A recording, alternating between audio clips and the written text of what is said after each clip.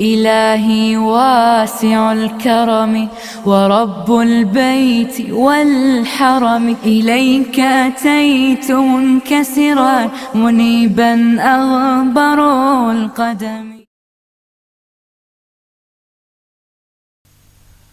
السلام عليكم ورحمة الله وبركاته. الحمد لله رب العالمين حمد الشاكرين،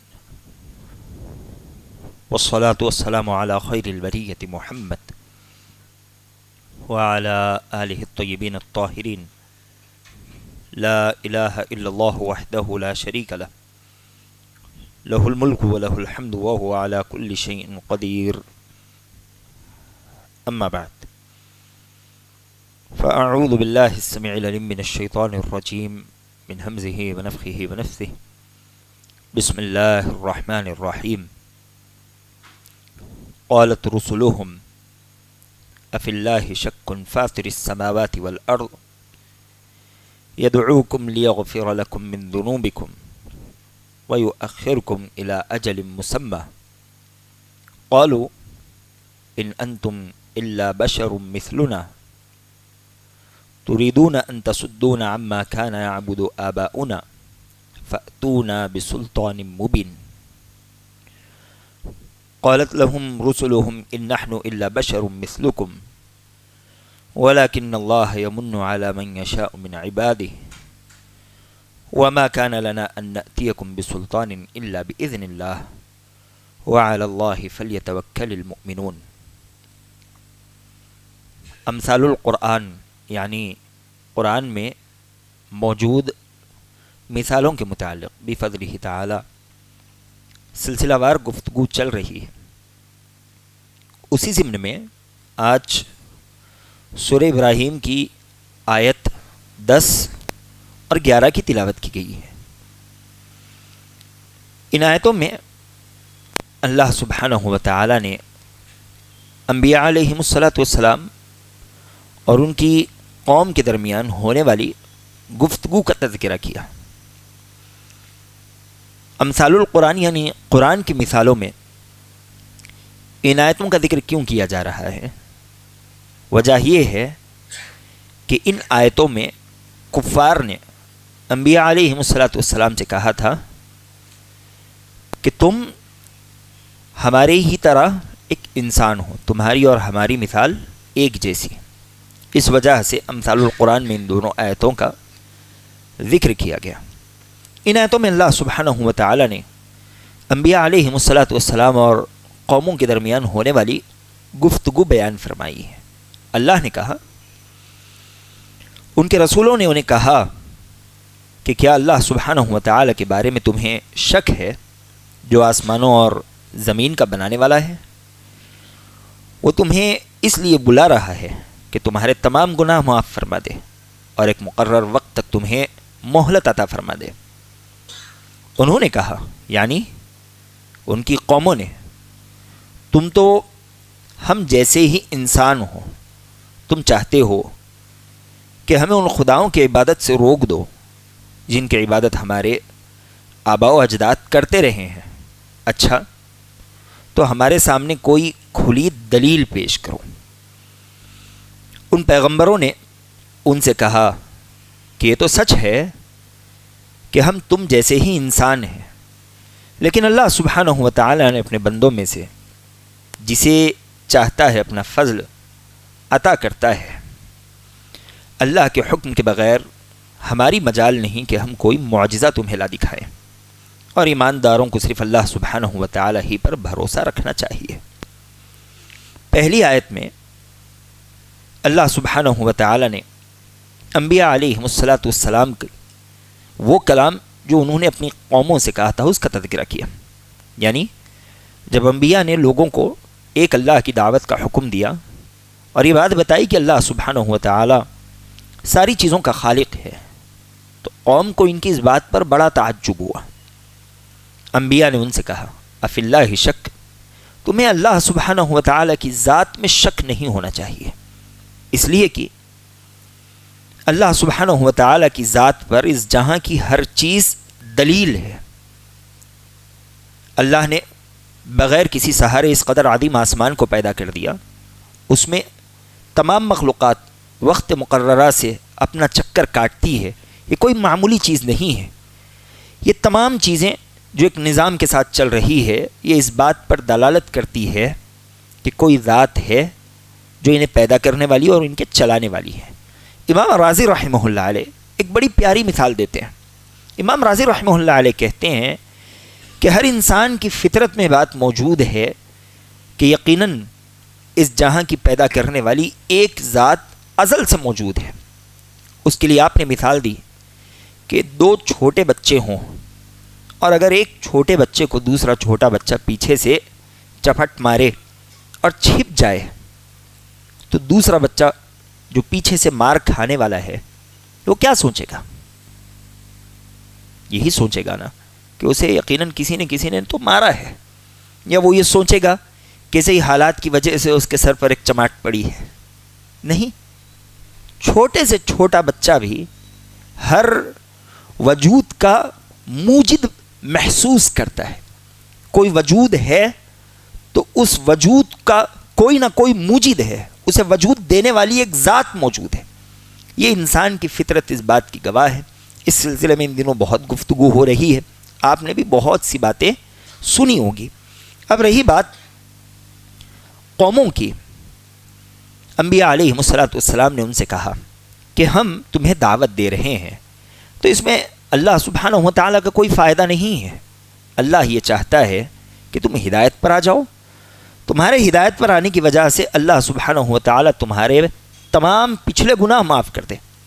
اب ہدایت پر آنے کے بعد تمہارے جو اگلے گناہ ہوں گے وہ تمہاری توبہ اور اللہ سبحانہ و تعالیٰ کی مشیت پر منحصر ہوں گے۔ اللہ چاہے تمہاری توبہ کی وجہ سے انہیں معاف کر دے، اگر اللہ سبحانہ و تعالیٰ چاہے اور شرک کے علاوہ کوئی اور گناہ ہو تو اپنے احسان سے معاف کر دے، وہ تحت مشیت اللہ ہے۔ لیکن اگر تم اللہ کی دعوت قبول کرو گے تو اس میں تمہارا فائدہ ہے، دو فائدے۔ ایک فائدہ ہے کہ تمہارے گناہ معاف ہو جائیں گے، آخرت کے عذاب سے تم بچ جاؤ گے۔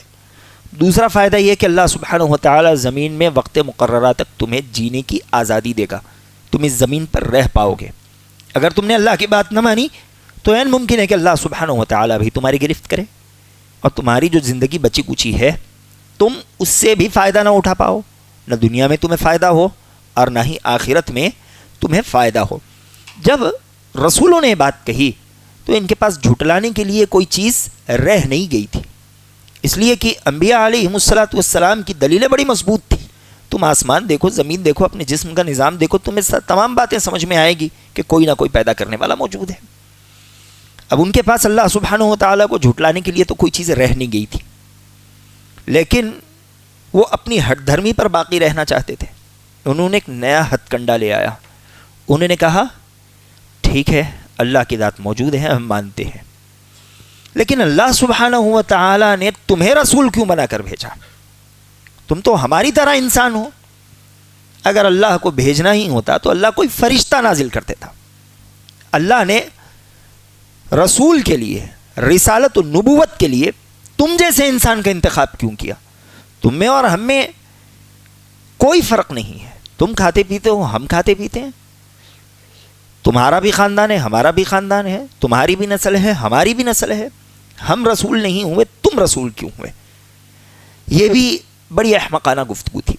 دیکھیں، یہ بھی فطرت انسان کی اس بات کا تقاضا اقرار کرتی ہے کہ اس جہاں میں اللہ سبحانہ و تعالیٰ نے انسانوں کو بنایا تو ظاہری طور پر ان میں بڑے فروق ہیں، کوئی جسمانی طور پر بڑا ہے، کوئی خاندان و نسب کے طور پر بڑا ہے، کوئی ذہنی اعتبار سے بڑا اونچا ہے، کوئی مال و دولت کے اعتبار سے بڑا اونچا ہے۔ اللہ سبحانہ و تعالیٰ ظاہری طور پر بہت سے انسانوں کو بہت سے انسانوں پر فضیلت دے سکتا ہے، تو کیا اللہ سبحانہ و تعالیٰ کچھ انسانوں کی اچھائی کو دیکھتے ہوئے، ان کی فطری خوبیوں کو دیکھتے ہوئے، کیا نبوت کے لیے ان کا انتخاب کر کر دوسرے لوگوں پر انہیں فوقیت نہیں دے سکتا؟ معقول بات ہے۔ جب بعض انسان رنگ میں دوسرے انسانوں سے بہتر ہو سکتے ہیں، جسامت میں بہتر ہو سکتے ہیں، عقل میں بہتر ہو سکتے ہیں، خاندان و نسب میں بہتر ہو سکتے ہیں، مال و دولت علم میں بہتر ہو سکتے ہیں، تجربات میں بہتر ہو سکتے ہیں، تو کوئی انسان اللہ سبحانہ و تعالیٰ کی نگاہ میں دل کی اچھائی کی وجہ سے دوسرے سے بہتر نہیں ہو سکتا؟ معقول بات ہے، ہو سکتا ہے۔ انبیاء علیہم السلام فطری طور پر دوسرے تمام انسانوں سے بہتر تھے، اللہ سبحانہ و تعالیٰ نے ان کا انتخاب کیا، اپنی نبوت کے منصب پہ اللہ سبحانہ و تعالیٰ نے انہیں فائز کیا۔ یہ کوئی غیر معقول بات نہیں ہے، لیکن ان کی جانب سے بات اسی لیے آئی تھی کہ اپنی ہٹ دھرمی پہ باقی رہتے ہوئے، تکبر اور عناد کی راہ اختیار کرتے ہوئے انبیاء علیہم السلام کو جھٹلانا چاہتے تھے، اور یہ چاہتے تھے کہ آباء و اجداد کا جو دین چلا آ رہا ہے یہ اس دین میں اسی پرانے طرز اور اساطیری انداز پر پڑے رہیں، یہ دین کے معاملے میں عقل سے کام نہ لے۔ انہوں نے یہی کہا، تم چاہتے ہو کہ ہم اپنے آباء و اجداد کا دین چھوڑ دیں، حالانکہ دنیاوی معاملے میں یہ اپنے آباء و اجداد کے پیروکار نہیں ہیں۔ اگر دنیاوی معاملے میں آباء و اجداد کے پیروکار ہوتے تو یہ دنیا ترقی ہی نہیں کرتی۔ ہمارے باپ نے کنویں سے ڈول اٹھا کر پانی پیا، ہم بھی ویسے ہی پیئیں گے، اس نے چمڑا پہنا، ہم بھی ویسے ہی پہنیں گے، وہ پتھر سے آگ جلاتا تھا، ہم بھی ویسے ہی جلائیں گے۔ نہیں، بلکہ دنیاوی معاملات میں ہم یہ کوشش کرتے ہیں کہ آباء و اجداد جس غلط طریقے پر تھے یا جس پچھڑے ماحول میں تھے ہم اس سے بہتر ماحول اختیار کریں، لیکن دینی معاملے میں یہ چاہتے ہیں کہ ہم اسی طرح پچھڑے ماحول میں رہیں جس طرح ہمارے آباء و اجداد رہا کرتے تھے، گرچہ وہ غلط ہی کیوں نہ ہو، ہم انہی کی راہ اختیار کریں گے۔ اللہ سبحانہ و تعالی نے یہاں اسی بات کی تردید کی، اللہ نے اسی بات کی تردید کی، تمہارے آباء و اجداد غلط تھے تو تم بھی غلطی پر رہو گے، انہوں نے کوئی احمقانہ حرکت کی تو کیا تم بھی احمقانہ حرکت کرو گے؟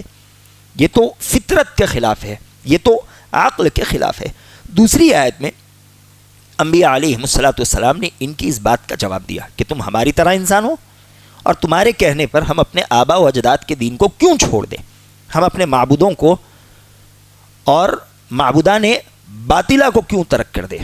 اللہ سبحانہ و تعالی نے انبیاء کا جواب ذکر کیا۔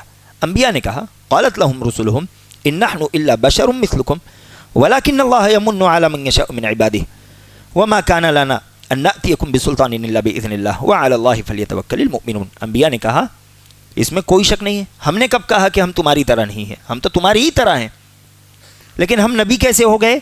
اللہ سبحانہ و تعالی نے ہم پر احسان کیا، جیسے اللہ بہت سے لوگوں پر احسان کرتا ہے، کسی کو کم دولت دیتا ہے تو کسی کو زیادہ دیتا ہے، کسی کو گورا بناتا ہے تو کسی کو کالا بناتا ہے، کسی کو ذہین بناتا ہے تو کسی کو کم عقل بناتا ہے، کسی کا بڑا خاندان رکھتا ہے تو کسی کا چھوٹا خاندان رکھتا ہے۔ اللہ جیسا انسانوں کے درمیان تفریق کرتا ہے، کسی کو اونچا تو کسی کو نیچا بناتا ہے، اللہ نے ہم پر بھی ویسے ہی احسان کیا۔ اللہ نے نبوت کی ذمہ داری دے کر ہمیں تمام لوگوں میں بلند کر دیا، اس میں تعجب کی کون سی بات ہے؟ اور تم یہ کہتے ہو کہ ہم کوئی دلیل لے آئیں۔ انبیاء نے کہا دلیل لانا، معجزے دکھانا، جب چاہے جب لا کر دکھانا یہ ہمارا اختیار نہیں ہے، ہم نے خدائی کا دعویٰ کیا ہوا نہیں ہے، ہم نے نبوت کا دعویٰ کیا ہے، اور نبی یہ مختار کل نہیں ہوتا کہ جب چاہے تم جیسا چاہو ویسا معجزہ لا کر دکھا دے۔ حالانکہ معجزہ دکھانے کے لیے اللہ سبحانہ و تعالی نے انبیاء علیہم السلام کو جو معجزات دیے ہوئے تھے وہ کوئی کم نہیں تھے، ہر نبی کے ساتھ اللہ سبحانہ و تعالی نے ایسا معجزہ دیا جو معجزہ سارے قوم کے ایمان لانے کے لیے کافی تھا، لیکن باوجود اس کے انہیں ہٹ دھرمی کرنی تھی۔ وہ یہ چاہتے تھے کہ ہم نبی سے کسی ایسے معجزہ کا مطالبہ کریں جو معجزہ وہ لایا ہے اس کے علاوہ ہو، اگر وہ معجزہ نہ آئے تو ہم یہ کہہ دیں گے کہ تم تو معجزہ ہی نہیں لا سکتے، لہذا ہم تم پر ایمان نہیں لائیں گے۔ اللہ کے نبی علیہ السلام کے زمانے میں قرآن سے بڑا کون سا معجزہ چاہیے تھا؟ 2 درس قبل آپ کے سامنے بات کی گئی، قیامت تک یہ معجزہ باقی ہے، لیکن مکہ کے لوگوں نے کہا کہ چاند 2 ٹکڑے کر کے بتائیے۔ نبی علیہ السلام نے چاند 2 ٹکڑے کر دیے، اس کے باوجود انہیں ایمان نہیں۔ اللہ کے نبی علیہ السلام کی زندگی میں انہوں نے کتنے معجزے نہیں دیکھے، جنگ میں انہوں نے اپنی آنکھوں سے آسمان سے فرشتوں کو اترتے دیکھا، شیطانوں کو بھاگتے دیکھا، لیکن اس کے باوجود وہ ہٹ دھرمی پر باقی رہے۔ ابو جہل کا قول آپ کے سامنے ذکر کیا گیا، وہ کہتا تھا کہ مجھے اپنی اولاد پر شک ہو سکتا ہے لیکن اللہ کے نبی علیہ السلام کے سچے نبی ہونے پر کبھی شک نہیں ہو سکتا۔ انہیں مکمل یقین تھا، لیکن اس کے باوجود عناد، ہٹ دھرمی، یہ 2 ایسی وجوہات تھی کہ جس وجہ سے انبیاء علیہم السلام کا انکار کرتے۔ انکار کرنے کے لیے بیکار بہانے لاتے، جیسا کہ ایک بہانہ کہ تم ہماری طرح انسان ہو، اور ایک بہانہ یہ کہ کچھ اور معجزے لا کر دکھاؤ، اور ایک بہانہ یہ کہ تمہاری بات مانتے ہوئے ہم اپنے آباء و اجداد کی بات کیوں چھوڑ دیں، اور ایک بہانہ یہ کہ اللہ سبحانہ و تعالیٰ کی ذات تو موجود ہی نہیں ہے تو دکھتی کیوں نہیں ہے، انبیاء نے ان تمام باتوں کا جواب دیا، لیکن قوم کے پاس جب کوئی جواب نہ بن پڑا تو انہوں نے بس تکبر کی راہ اختیار کی اور انبیاء علیہ السلام کا انکار کر دیا۔ یہاں دو سوال ہیں اور بڑے اہم سوال ہیں۔ ایک سوال یہ ہے کہ اللہ سبحانہ و تعالی نے انبیاء علیہ السلام کو کیوں بھیجا؟ دوسرا سوال یہ ہے کہ اللہ نے انبیاء کو بھیجا تو انسانوں کو کیوں بھیجا؟ انسانوں کی جگہ دوسری مخلوقات بھی تو ہو سکتی تھی۔ اللہ سبحانہ و تعالی اس بات پر قادر تھا، وہ مختار کل ہے، کامل قدرت والا، وہ چاہتا تو کسی فرشتے کو بھیج دیتا، لیکن اس نے انسان ہی کو کیوں بھیجا؟ پہلا جواب پہلے سوال کا کہ اللہ نے انبیاء کو کیوں بھیجا، سب سے پہلا جواب اس کا یہ ہے تاکہ انسانوں میں حجت قائم ہو جائے، انسانوں کے پاس کوئی بہانہ باقی نہ رہے کہ الہ العالمین تو آج ہمیں جہنم میں ڈال رہا ہے، لیکن دنیا میں تو نے تو ہمیں کوئی راہ ہی نہیں دکھائی، کوئی ہدایت کی رہنمائی کرنے والا اگر تو بھیجا ہوتا ہم اس کے باوجود اس کی بات کا انکار کرتے اور تو ہمیں جہنم میں ڈالتا، تب جا کر تیری بات سمجھ آتی۔ تو نے بھیجا ہی نہیں، باوجود اس کے تو ہمیں جہنم میں ڈال دے، یہ تو ہم پر تیرا ظلم ہوگا۔ بندے یہ بات نہ کہیں، اس لیے اللہ سبحانہ و تعالی نے انبیاء علیہ السلام کے سلسلے کو بھیجا، بلکہ ہر قوم میں اللہ نے ایک نبی بھیجا۔ اللہ نے کہا وَلَقَدْ بَعَثْنَا فِي كُلِّ أُمَّةٍ رَسُولًا أَنِ اعْبُدُوا اللَّهَ وَاجْتَنِبُوا الطَّاغُوتَ، ہم نے ہر قوم میں ہر امت میں ایک نبی بھیجا، کیوں؟ تاکہ وہ لوگ ایک اللہ سبحانہ و تعالی کی عبادت کرنے لگ جائے اور طاغوت سے خود کو بچانے لگ جائے۔ دوسری چیز کہ اللہ سبحانہ و تعالی نے انبیاء علیہ السلام کو لوگوں میں اس لیے بھیجا تاکہ لوگ حقیقی معنوں میں حق جان لیں اور شر و فساد سے خود کو بچا سکیں۔ اگر آدمی کو انہی کے حال پر چھوڑ دیا جائے اور کوئی ان کی رہنمائی کرنے والا نہ ہو تو اس جہاں میں جنگل راج پیدا ہو جائے گا۔ ہر کوئی اپنی سمجھ کے حساب سے قوانین لاگو کرے گا، کسی کے پاس کوئی چیز اچھی ہوگی تو کسی کے پاس کوئی چیز بری ہوگی۔ تو ضرورت اس بات کی ہے کہ کوئی ایسا آئے جو سارے لوگوں میں ایک قانون بتائے، ساروں کو جینے کا ایک طریقہ بتائے، ساروں کو انسانیت بتائے، اس لیے کہ انسانی عقل بڑی ناقص ہے اور ایک عقل دوسری عقل سے ٹکراتی ہے، ان میں بڑا ٹکراؤ ہے، بڑا اختلاف ہے۔ یہ اختلاف اسی وقت ختم ہو سکتا تھا جب اللہ سبحانہ و تعالی آسمان سے ایک نبی بھیجے اور اللہ سبحانہ و تعالی سب سے حکمت والی باتیں ان کے درمیان میں رکھے۔ دیکھو تم تمام میں اختلاف ہو سکتا ہے، تم تمام کی باتیں ایک دوسرے سے ٹکرا سکتی ہے، لیکن اللہ سبحانہ و تعالی کا فیصلہ کسی سے ٹکرا نہیں سکتا اور اللہ کی بات کبھی غلط نہیں ہو سکتی۔ اس لیے بھی اللہ سبحانہ و تعالی نے انبیاء علیہ السلام کو بھیجا۔ ایسے ہی انبیاء علیہ السلام کیوں بھیجے گئے؟ تو اس کی ایک بڑی وجہ یہ ہے کہ ہم انسانوں کی پہنچ بڑی محدود ہے، ہمیں اس دیوار کے پیچھے کیا ہے معلوم نہیں، دیوار تو بہت دور کی بات ہے، یہ آئینہ لگا ہوا ہے، یہ ٹنٹڈ ہے، قریب جانے پر دکھ جائے گا، لیکن ہم یہاں بیٹھ کر دیکھیں اس کے پیچھے کیا ہے ہمیں معلوم نہیں پڑے گا۔ انسان بڑی محدود نظر رکھتا ہے، تو اسے غیب کی باتیں کیسے معلوم ہوگی؟ اللہ سبحانہ و تعالی کی پہچان کیسے ہوگی؟ وہ فرشتوں کی معرفت کیسے حاصل کرے گا؟ وہ جنت کے بارے میں کیسے جانے گا؟ وہ جہنم کے بارے میں کیسے جانے گا؟ وہ قیامت کے احوال کے بارے میں کیسے جانے گا؟ ضرورت اس بات کی تھی کہ اللہ سبحانہ و تعالی ان تمام غیب کی باتوں کی خبر کسی ایک کو دے اور وہ انسان ساروں کے درمیان یہ باتیں بتائے۔ اس لیے بھی اللہ سبحانہ و تعالی نے انبیاء علیہ السلام کو بھیجا۔ یہ تین موٹے موٹے جوابات ہیں۔ اب دوسرا سوال اور اس کا جواب، ٹھیک ہے اللہ نے انبیاء بھیجے، لیکن یہ انبیاء انسان کیوں تھے؟ یہ تو فرشتے بھی ہو سکتے تھے جیسا کہ کفار کا کہنا تھا، بلکہ ہر قوم کے اپنے نبی سے یہی شکایت رہی ہے، ہر قوم کی شکایت اپنے نبی سے یہی رہی کہ تم تو ہماری طرح انسان ہو، تم کوئی فرشتے ہوتے تب بات سمجھ آتی۔ تو اس میں بھی اللہ سبحانہ و تعالی کی بڑی حکمت ہے کہ اللہ نے انسانوں ہی کو کیوں نبی بنایا، اللہ نے فرشتے کو کیوں نبی نہیں بنایا، اللہ نے جن کو نبی کیوں نہیں بنایا؟ تو ان اللہ سبحانہ و تعالی کی حکمتوں میں سے سب سے پہلی حکمت یہ ہے کہ اگر یہ انبیاء انسان نہ ہوتے، کوئی دوسری مخلوقات میں سے ہوتے، تو انسان دوسری مخلوقات کے اس قدر جلد قریب کبھی نہ آتے، کبھی نہ آتے۔ انسانوں کا حال یہ ہے کہ اس کمرے کی لائٹ بند کر دی جائے وہ ہیبت کے مارے کانپنے لگتا ہے. یہ کیسے ہی کوئی دوسری مخلوق کو دیکھ کر اس پر ایمان لا کر اس کے قریب آ جائے گا؟ کبھی نہیں. انسان یہ انسیت والی مخلوق ہے, یہ انسانوں کے قریب آتی ہے, یہ دوسری مخلوقات کے قریب نہیں جاتی. تو ایک انسان اگر نبی ہوتا تو اس کے تمام تر معاملات دیکھتے ہوئے دوسرا انسان کہتا کہ واقعی یہ انسان رہتے ہوئے یہ تمام کام کر سکتا ہے, میں بھی انسان ہوں, میں بھی تمام کام کر سکتا ہوں. ایک انسان دوسرے انسان کے قریب آتا ہے, لیکن انسان کبھی کسی جن کے قریب نہیں جا سکتا, انسان فرشتے کے قریب نہیں جا سکتا. یہ فطری طور پر انسان کے اندر اللہ سبحانہ و تعالیٰ نے تباعد بنایا ہوا ہے. بلکہ ایک صحابی تو تلاوت کر رہے تھے, آسمان سے ابر کی ایک ٹکڑی نیچے آ رہی تھی, وہ اس ٹکڑی کو دیکھ کر ڈر گئے. حالانکہ یہ مسلمان ہے, قرآن کی تلاوت کی وجہ سے آسمان سے فرشتے نیچے آ رہے تھے, وہ اس کو دیکھ کر ڈر گئے. اب بلکہ یہ کفار یہ جب کسی جنگل میں جاتے, یہ سب سے پہلے جنگل میں جن کو آواز دیتے, آواز دے کر کہتے کہ ہمیں نقصان مت پہنچانا, ہم تمہاری ہر بات ماننے والے ہیں. تو اللہ نے انسان کو نبی اس لیے بنایا تاکہ انسان اس نبی کو بآسانی پہچان سکے اور اس کی باتوں کو آسانی سے سن سکے, سمجھ سکے. دوسری چیز, اللہ سبحانہ و تعالیٰ نے انسان کو نبی اس لیے بنایا کہ ایک انسان ہی دوسرے انسان کے لیے قدوہ ہو سکتا ہے, آئیڈیل ہو سکتا ہے. ایک فرشتہ انسان کے لیے کبھی آئیڈیل نہیں ہو سکتا, ایک جن انسان کے لیے کبھی آئیڈیل نہیں ہو سکتا. اس کی مثال آپ ایسے سمجھیں, جیسے اللہ اگر کسی فرشتے کو نازل کرتا, فرشتہ لوگوں سے کہتا کہ تم دن میں 5 وقت نماز پڑھنا, تم ان حرام چیزوں کو چھوڑ دینا یا حلال چیزیں کرنا, تم اللہ کی راہ میں جہاد کرنا, تم رات کی تہجد ادا کرنا, دن سارا بھوکے رہنا.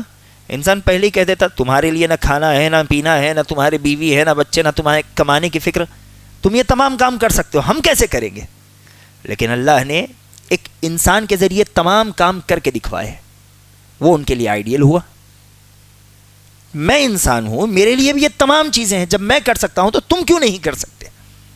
تو ایک انسان آئیڈیل ہو سکتا ہے, ایک فرشتہ اور ایک جن کبھی انسانوں کے لیے آئیڈیل نہیں ہو سکتا. ان کی طاقتیں الگ ہیں, ان کی پہنچ الگ ہے. انسان اسی کو اپنا آئیڈیل بنائے گا جس کی پہنچ, جس کی طاقت اس جیسی ہو, لیکن اتنی ہی طاقت, اتنا ہی دائرہ رکھنے کے باوجود وہ آدمی کچھ بڑا کر دکھائے. آدمی چاہے گا کہ جب وہ اتنے ہی وسائل میں اس قدر بڑا کام کر سکتا ہے تو میں بھی کر سکتا ہوں. ایک انسان ہی آئیڈیل ہو سکتا تھا. اسی لیے اللہ سبحانہ و تعالیٰ نے انسانوں میں سے انبیاء علیہ الصلوۃ والسلام کا انتخاب کیا. تیسری چیز, یہ اللہ کی بڑی حکمت تھی کہ اللہ سبحانہ و تعالیٰ انسان ہی کو نبی بنائے اور اس نبی کے ذریعے لوگوں کے درمیان میں فرق کر لے کہ کون اس نبی کے معجزوں کو دیکھ کر فوری اللہ پر اور آخرت پر ایمان لاتا ہے اور کون انسان نبی کیوں ہے اس بہانے پیٹ پھیر کر بھاگ جاتا ہے. بہت سے وہ لوگ جو مسلمان ہونے والے ہیں, اللہ نے ان کا ایمان قبول کیا. بہت سے وہ لوگ جو اسی بہانے پیٹ پھیرنے والے ہیں, اللہ سبحانہ و تعالیٰ نے انہیں جہنم رسید کر دیا. اللہ نے انسان کو نبی بنایا اس لیے کہ اللہ سبحانہ و تعالیٰ مزید انسانوں کو آزمانا چاہتا تھا. یہ اللہ سبحانہ و تعالیٰ کی آزمائش اور اللہ سبحانہ و تعالیٰ کی عظیم حکمت کے تحت تھا. چوتھی بات یہ بھی ہے کہ فرشتوں کا دیکھنا اتنا آسان نہیں ہے. انسانوں میں اتنی طاقت نہیں ہے کہ وہ فرشتوں کو بآسانی دیکھ سکے, انہیں سن سکے. فرشتے بڑی طاقتور مخلوق ہے. اللہ کے نبی علیہ الصلوۃ والسلام نے جبریل علیہ الصلوۃ والسلام کے بارے میں کہا کہ رأیتہ, میں نے جبریل علیہ الصلوۃ والسلام کو دیکھا, سادًا عظم خلقہ, میں نے انہیں دیکھا کہ وہ بڑی عظیم خلقت والے تھے. انہیں 600 پر تھے اور طبرانی کی روایت کے مطابق ان کا ایک پر زمین و آسمان کے درمیان جتنی خالی جگہ ہے اس خالی جگہ کو بھر رہا تھا.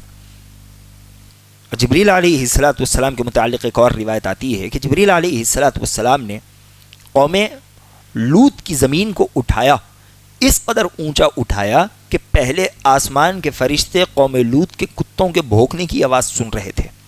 اب وہاں سے قوم لوط کی زمین کو انہوں نے زمین پر دے مارا, آسمان تک ان کی زمین کے ساتھ انہیں اٹھایا. روایت میں آتا ہے کہ جبریل علیہ السلام نے قوم لوط کی ساری بستی کو اپنے پر کے ایک کونے پر اٹھایا ہوا تھا۔ حاملین عرش کا ذکر اس سے قبل بھی آپ کے سامنے ہوا کہ کان کی لولکی سے لے کر کاندھے تک کا فاصلہ 700 سال کا ہے۔ جہنم کے فرشتوں کی جسامت کا تذکرہ آپ کے سامنے ہوا۔ ٹخنے سے ایڑی ہمارا فاصلہ جو 2.5 سے 3 انچ کا ہے، ٹخنے سے ایڑی تک کا ان کا فاصلہ 300 سال کا ہے۔ تو فرشتوں کو دیکھنا اتنا آسان کام انسانوں کے لیے نہیں ہے، وہ دل پھٹ کے مر جائیں گے۔ فرشتوں کی جسامت، ان کی ہیئت اللہ سبحانہ وتعالی نے جیسی بتائی، اللہ سبحانہ وتعالی نے کہا وَلَوْ جَعَلْنَاهُ مَلَكًا لَجَعَلْنَاهُ رَجُلًا وَلَلَبَسْنَا عَلَيْهِمْ مَا يَلْبِسُونَ، اور ایک دوسری جگہ اللہ سبحانہ وتعالی نے کہا وَمَا مَنَعَ النَّاسَ أَن يُؤْمِنُوا إِذْ جَاءَهُمُ الْهُدَى إِلَّا أَن قَالُوا أَبَعَثَ اللَّهُ بَشَرًا رَسُولًا قُلْ لَوْ كَانَ فِي الْأَرْضِ مَلَائِكَةٌ يَمْشُونَ مُطْمَئِنِّينَ لَنَزَّلْنَا عَلَيْهِم مِّنَ السَّمَاءِ مَلَكًا رَسُولًا۔ ان سے کہہ دو، یہ کہتے ہیں کہ انسان کیوں آیا ہے؟ اللہ کہتا ہے اگر فرشتے زمین پر اطمینان سے چل سکتے نا تو اللہ فرشتوں ہی کو بھیجتا تھا۔ اگر یہ فرشتے زمین پر چل پھر سکتے، تم سے گفتگو کر سکتے، اللہ سبحانہ وتعالی نے ان کی خلقت ہی الگ فرمائی ہے، بڑے عظیم ہیں، انسانوں کے بس کی بات نہیں ہے کہ انہیں دیکھ سکے، ان کے ساتھ معاملہ کر سکے۔ اس وجہ سے اللہ سبحانہ وتعالی نے انبیاء علیہم السلام کو انسان بنایا۔ یہاں پر آخر بات کہتے ہوئے ہم اپنی بات کو ختم کرتے ہیں۔ تمام کے تمام انبیاء کیا تھے؟ انسان تھے۔ تمام انبیاء آدم علیہ السلام سے لے کر اللہ کے نبی علیہ السلام تک بلا تفریق، کوئی اس سے مستثنی نہیں۔ تمام انبیاء انسان تھے، بشر تھے، خود نبی علیہ السلام بھی۔ وہ لوگ جو یہ کہتے ہیں کہ اللہ کے نبی علیہ السلام مجسم نور تھے، نعوذ باللہ، یہ نبی علیہ السلام پر بہت بڑا الزام ہے، بلکہ امہات المومنین پر الزام ہے، بلکہ اللہ کے نبی علیہ السلام کی اولاد پر الزام ہے۔ بڑی بات ہے۔ ایک بات کہیں گے، بات ختم کریں گے۔ جو نوری مخلوقات ہوتی ہے ان کی نسل نہیں ہوتی، ان کا خاندان، ان کا قبیلہ نہیں ہوتا، لیکن اللہ کے نبی علیہ السلام کی ماں باپ موجود تھے، ان کا خاندان تھا، نبی علیہ السلام کی اولاد بھی تھی۔ اگر اللہ کے نبی علیہ السلام نور سے تھے تو پھر نور کی تو نسل کبھی ہو ہی نہیں سکتی۔ جب نور کی نسل نہیں ہو سکتی تو پھر یہ اولاد کس کی ہے؟ یہودیوں کی جانب سے چھوڑا گیا ایک خطرناک ہتھ کنڈا ہے، مسلمانوں نے انہیں دونوں ہاتھ کھول کر قبول کیا۔ اللہ کے نبی علیہ السلام کو اگر نور کا مان لیا جائے تو امہات المومنین پر الزام ہے، حد درجے خطرناک الزام ہے۔ لوگ اس بات کو سمجھتے نہیں ہیں اور نبی علیہ السلام کو نور کا کہتے ہیں۔ نبی علیہ السلام نور کے ہو ہی نہیں سکتے۔ اگر آپ نور کے ہوتے تو نبوت آپ کا حق کبھی نہیں ہو سکتا تھا۔ کتنی باتیں ابھی آپ کے سامنے پیش کی گئی کہ اللہ سبحانہ وتعالی انسانوں میں سے رسول کیوں بھیجتا ہے، یہ اللہ سبحانہ وتعالی کی عظیم حکمت ہے۔ نبی علیہ السلام بھی بھوکے ہوتے، نبی علیہ السلام کو بھی حاجت لاحق ہوتی، آپ علیہ السلام کی بھی اولاد تھی، آپ علیہ السلام سوتے تھے، تھکتے تھے، نبی علیہ السلام زخمی بھی ہوتے تھے۔ کتنی جنگوں میں اللہ کے نبی علیہ السلام کو زخم نہیں لگے، بلکہ اللہ کے نبی علیہ السلام پر سردی گرمی کا اثر ہوتا، آپ علیہ السلام پر کھانوں کا اثر ہوتا۔ بخاری کی روایت میں نبی علیہ السلام نے جو آخر کھانا کھایا، اس کھانے میں زہر ہونے کی وجہ سے اللہ کے نبی علیہ السلام کے جسم پر اس کا بڑا خطرناک اثر دکھتا رہا۔ تو یہ کہنا کہ اللہ کے نبی علیہ السلام نعوذ باللہ نور تھے، یہ نبی علیہ السلام پر الزام ہے، امہات المومنین پر الزام ہے، آپ کی نسل مبارک پر الزام ہے۔ اللہ اس بدترین عقیدے سے ہماری حفاظت فرمائے۔ اللہ کہتا ہے سورہ کہف کی آخر آیتیں اگر آپ تلاوت کریں گے تو آپ کو معلوم ہوگا، اللہ سبحانہ وتعالی نے نبی علیہ السلام کی زبانی اس بات کی حقیقت بیان فرمائی۔ آپ کہیے قل انما انا بشر مثلکم، اے اللہ کے نبی علیہ السلام آپ کہیے انا بشر مثلکم، میں تمہاری طرح ایک انسان ہوں، میری فضیلت تم پر یہ ہے یوحا الی، اللہ نے میری جانب وحی کی، یہ میری فضیلت ہے، تمہاری طرف وحی نہیں ہو سکتی۔ لیکن جہاں تک بات انسانیت کی ہے تو تم انسان ہے، میں انسان ہوں، لیکن اللہ سبحانہ و تعالیٰ نے انسانوں میں سے بعض انسانوں کو فضیلت دی. اللہ نے مجھے فضیلت دی اور اللہ کے نبی علیہ الصلوۃ والسلام کی فضیلت یہ ہے کہ آپ علیہ الصلوۃ والسلام پر وحی کی گئی. لیکن یہ ماننا کہ نعوذ باللہ نبی علیہ الصلوۃ والسلام بشر نہیں تھے، نور تھے، یہ قرآن کا انکار ہے، کفری عقیدہ ہے، اور اس انسان کے کفری عقیدہ ہونے میں کوئی شک نہیں ہے. باقی جو باتیں ہوں گی انشاءاللہ آئندہ دروس میں بیان کی جائیں گی. دعا ہے کہ اللہ العالمین جو باتیں کہی گئی ہیں سمجھتے ہوئے اس پر عمل کرنے والا بنا. آمین. سبحانک اللہم و بحمدک اشہد ان لا الہ الا انت استغفرک و اتوب الیک وآخر دعوانا الحمد للہ رب العالمین والسلام علیکم ورحمۃ اللہ وبرکاتہ.